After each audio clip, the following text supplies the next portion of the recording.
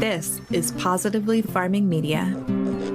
Fall is officially here, and I don't know about you, but my garden is ready for a bit of a break, and honestly, so is this gardener. But that doesn't mean the garden soil shouldn't be doing something in the meantime. We all know testing our soil is the only real way to find out what is lacking in our gardens as far as nutrients are concerned and what the pH level of that soil is.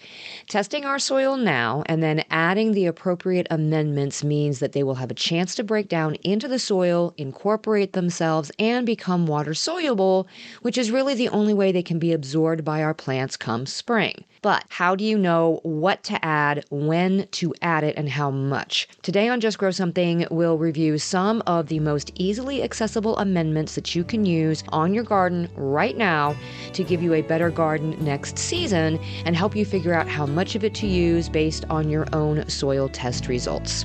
Let's dig in. Hey, I'm Karen, and I started gardening 18 years ago in a small corner of my suburban backyard. When we moved to a 5-acre homestead, I expanded that garden to half an acre, and I found such joy and purpose in feeding my family and friends. This newfound love for digging in the dirt and providing for others prompted my husband and I to grow our small homestead into a 40-acre market farm. When I went back to school to get my degree in horticulture, I discovered there is so much power in food, and I want to share everything I've learned with as many people as possible. On this podcast, we explore crop information, soil health, pests and diseases, plant nutrition, our own nutrition, and so much more in the world of food and gardening. So grab your garden journal and a cup of coffee and get ready to just grow something. So I took an unexpected 2 weeks off from the podcast, and it was not intended. I left town to go run the Marine Corps Marathon. That was my 50th birthday present to myself. And I fully intended on recording while we were gone, but it just didn't happen to work out that way. I had the episode notes kind of written out and ready to go, but unfortunately, I just didn't find the time to be able to find a quiet spot and be able to record. So sorry about that. The funny thing is, we were kind of taking a break, and it was kind of a vacation from the farm while we were visiting the kids, and I got to go run the marathon, which the marathon was fantastic, by the way. My performance, not so much, but that's okay. But I was still thinking about, hey, I would see a garden or I would see something and try to think of like, oh, I should really talk about that on the podcast. So you guys are always on my mind, regardless of what it is that I am off doing and whether or not I'm actually publishing episodes. So we're back. We're ready to go. And at the recording of this, I'm recording it on Saturday. I'm running another marathon tomorrow. So, and then we're taking off again to do some traveling again. So hopefully I will be able to keep up with you guys. But if I miss another week, you'll know why. So let's say that you've done an off-the-shelf soil test and you've gotten at least back the basic results, right? The soil pH and the levels of the nitrogen and the phosphorus and the potassium. Now, if you do a soil test where you send it to your local university, like Extension Service, or one that you send off to a private company, you might not actually have a nitrogen level in those results.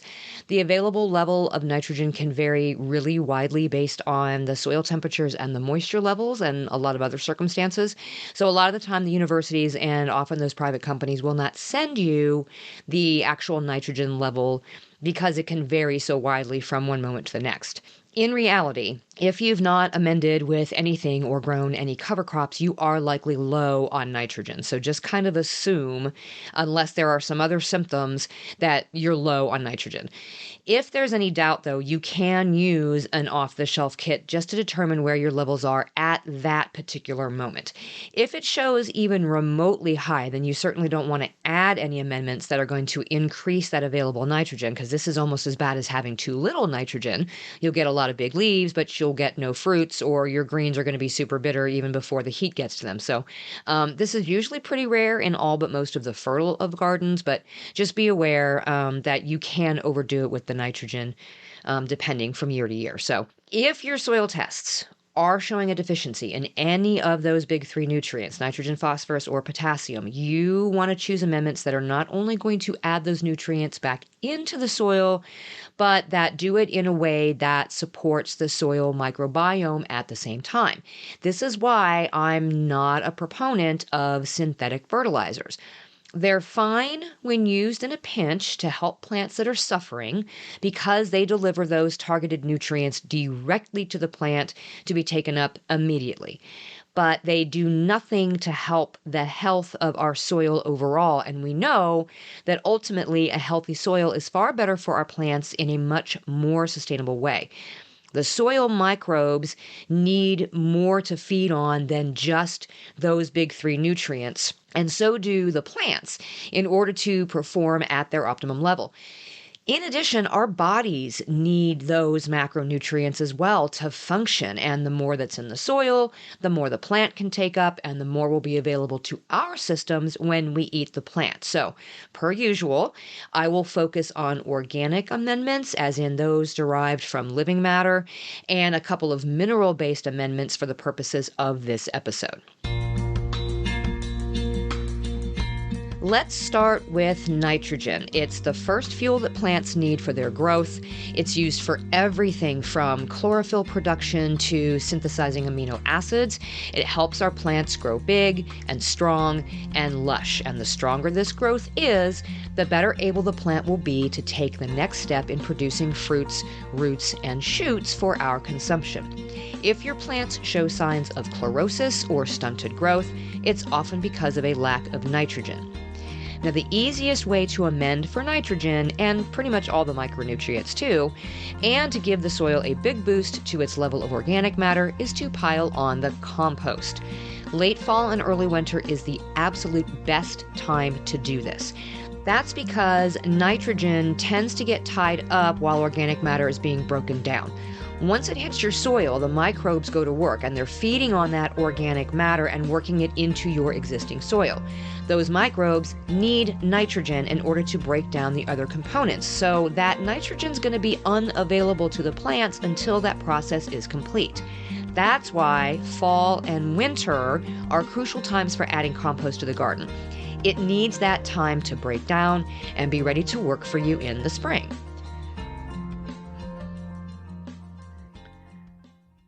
This is also the time you should be adding any uncomposted manure. This gives the time for any hot manure like horse or chicken manure or bat guano to break down further and be less likely to burn the roots of sensitive plants.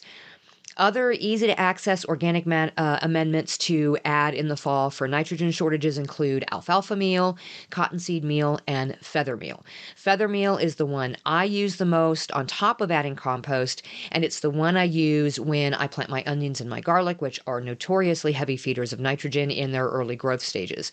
And if you live near a coast, you may have access to crustacean meal of some sort, which is a really good long-term nitrogen source. And if you're looking for something that's right in your own backyard, consider grass clippings. Fresh grass clippings contain large amounts of nitrogen, but they do take a while to break down. So adding them directly onto your beds in the season before you plan to plant into them is the best way to take advantage of them. And then finally, if we think back to the cover crop episode a couple weeks ago, things like clover, alfalfa, or legumes can add nitrogen back into the soil by pulling nitrogen from the air and fixing it into the soil through their root nodules. And then if we leave those roots to decay in the soil, we make that nitrogen available to the other plants in the spring. So if you still have time to throw some cover crops out there, depending on where you live, those are the ones to help with a nitrogen deficiency. Let's move on to the next big plant nutrient, and that's phosphorus. Plants use phosphorus to promote root growth and to flower and to set seed. In terms of phosphorus, we still want to add that organic matter through compost, but unless you can get an analysis from your compost source of how much phosphorus is available in that particular batch, you might be selling yourself short. Chicken and horse manure are also generally good sources of phosphorus. So if you're using those as amendments for nitrogen, then they should also help here too. Now, we're talking about amendments that you're adding in the off season that need time to break down. But be aware, if you use fish emulsion during the growing season to supplement your nitrogen needs, it also adds some phosphorus and some potassium. So fish emulsion is an organic fertilizer. It's made from whole fish or parts of fish, and it provides an NPK ratio of 4-1-1, so 4% nitrogen and 1% each, phosphorus and potassium by weight. But if your soil test indicates that your phosphorus levels are depleted, you're looking to amend now for next season, and you don't have access to or choose not to use animal manures, then what can you add to boost that phosphorus level while also feeding the soil? Two of the easiest ones to get a hold of are bone meal and rock phosphate. Bone meal is a byproduct of the meat industry. It's got high levels of phosphorus. It also produces a good amount of calcium. And so if you've ever experienced blossom end rot in your tomatoes or your peppers, you know calcium availability is pretty important. Bone meal is slow release, so it's good to add it in the fall because too much in too close proximity of the plant roots can actually burn your plants. Some formulations may also contain higher amounts of nitrogen too, so pay attention to the packaging if you need one but not the other. And then rock phosphate is a sedimentary rock. It contains high amounts of phosphate minerals. It's been crushed and screened into a fine powder to make it easy to use in the garden and more water soluble for our plants. There's also colloidal phosphate, which is untreated soft phosphate combined with colloidal clay. So it has lots of trace minerals and micronutrients in it, like calcium in addition to phosphorus. So that's also a really good option. Finally, we move on to potassium or potash. Potassium helps plants regulate their metabolism. It's important for good root development, and it affects the regulation of water pressure inside and outside of the plant, which helps the plant effectively use its water and be more drought resistant. Plants with potassium deficiencies are often more prone to disease and to moisture stress.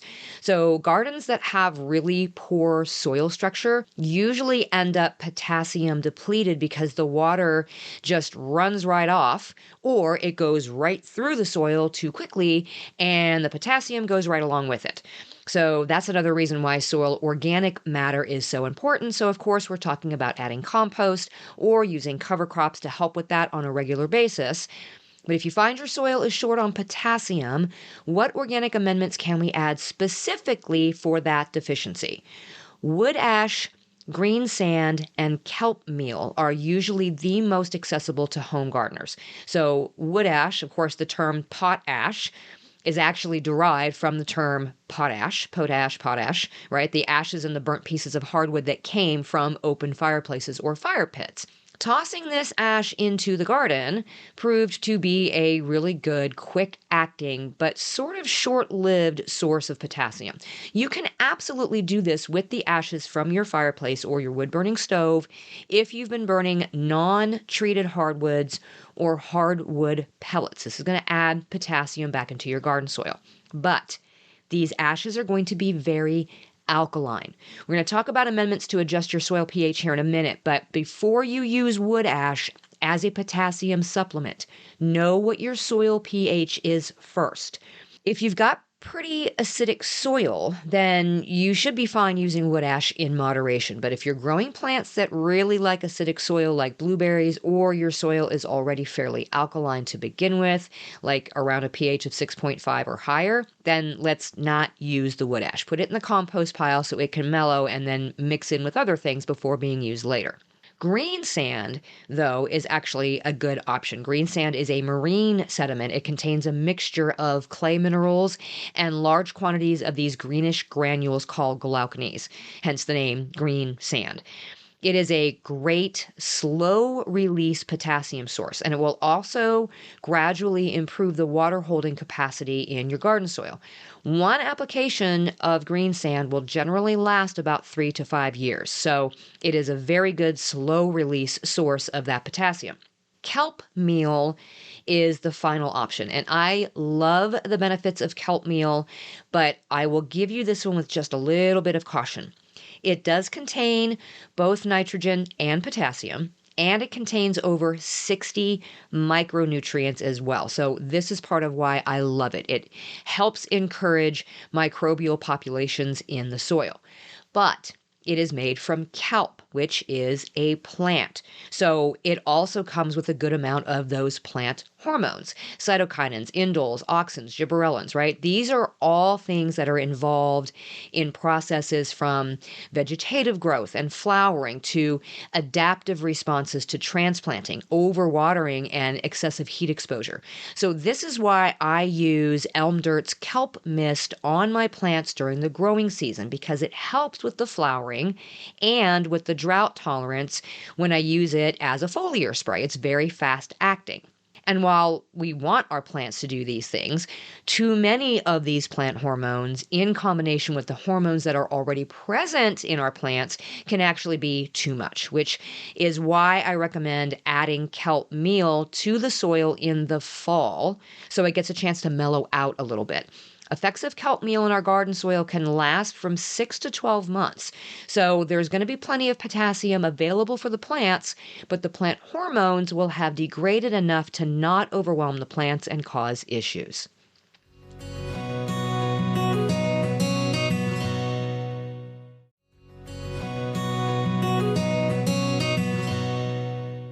So, how do we know how much of these amendments to add at one time to fix our deficiencies? Well, that's going to depend on just how deficient we are and what type of soil test we used. Most of these amendments are going to have recommendations on the label for how much you should be applying to a given space. These are good general recommendations to follow if you've used an off-the-shelf test that has returned just a very simple result of very deficient or depleted. So follow those recommendations in the fall and then test again in a few months to see if more adjustments are needed. If you get a soil test from a university or a mail-in company, they likely include recommendations for what to do to adjust your deficiencies. In most cases, these recommendations are going to come back in pounds per acre or pounds per square foot. This is not pounds of fertilizer. This is referring to pounds of nutrient. So let's review those numbers on the side of the bag. Hang on, we're going to do some math here. The numbers on any bag of fertilizer or garden amendment will tell you the amount of nutrients in that bag by percentage. So on a bag that says 10, 10, 10, you will have 10% each of nitrogen, phosphorus, and potassium by weight. So a 10-pound bag will have 1 pound of each of those nutrients. So if your results come back low in phosphorus, say, you're not going to use an all-purpose mix that has equal amounts of nitrogen and potassium. I'd be choosing something like bone meal, which is a 3-15-0, 3% nitrogen, 15% phosphorus, and no potassium. So if your university test recommends adding 2 pounds of phosphorus per 1,000 square feet of garden, then you have to do that math. You have to divide 2 pounds by the 15%, which is the amount of phosphorus in our bag of bone meal. So 2 divided by 0.15 equals 13 1/3. So you'll need to apply 13 1/3 pounds of our bone meal to get the 2 pounds of phosphorus on 1,000 square feet of your garden. Now, obviously, if your garden is only 500 square feet, then you divide that in half and so on. You make your adjustments.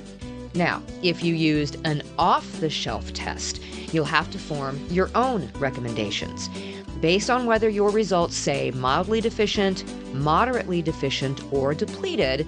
You'll be following the recommendations on the bag. So the bag may say something like use 3 to 6 pounds per 100 square feet of garden.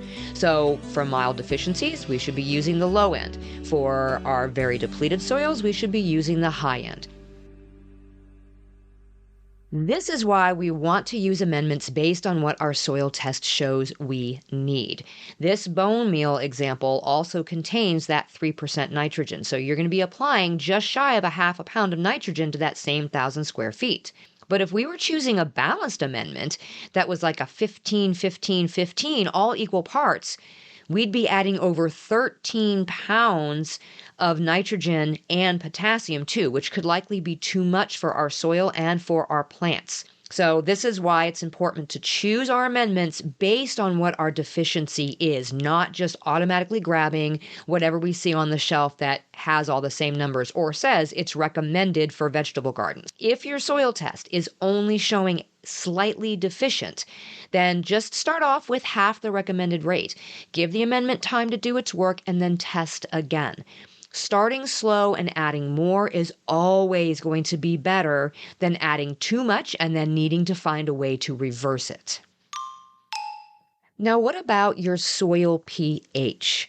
For most of our garden plants, the ideal soil pH is between 5.8 and 6.8 or 7-ish, so slightly acidic to neutral, with the exception of some things like blueberries and, things that like acidic soil.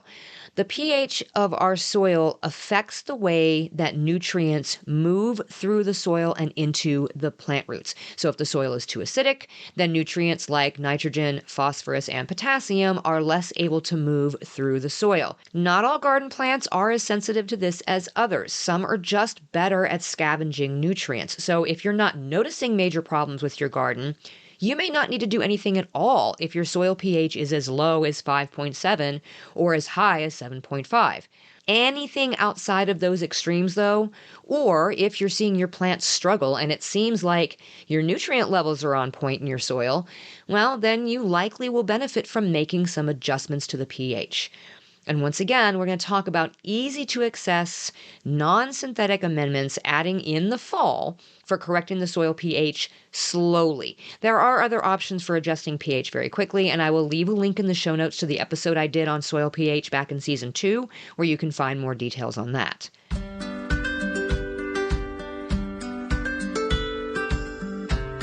If your soil is acidic, a good way to raise the pH is by adding lime or wood ash, right? We already talked about wood ash being alkaline, but it's hard to gauge the pH level of the ash unless you have pH test strips lying around the house. So knowing how much to add is going to be an educated guess, so do it slowly. A good guideline to start with is to add about 1/2 inch of wood ash over the soil and then mix it in about 6 to 8 inches. It's not recommended to add more than 1 pound of wood ash to a 50 square foot space per year. Lime is actually calcium oxide, and it's derived from natural deposits of limestone, which is another sedimentary rock. If you choose to use lime to raise your soil pH, how much you use is going to depend on the type of soil you have.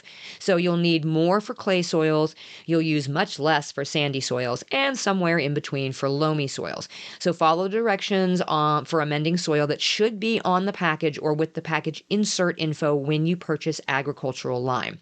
Hydrated lime, like the kind you use when using products like First Saturday lime for insect protection, will not be as effective for adjusting pH.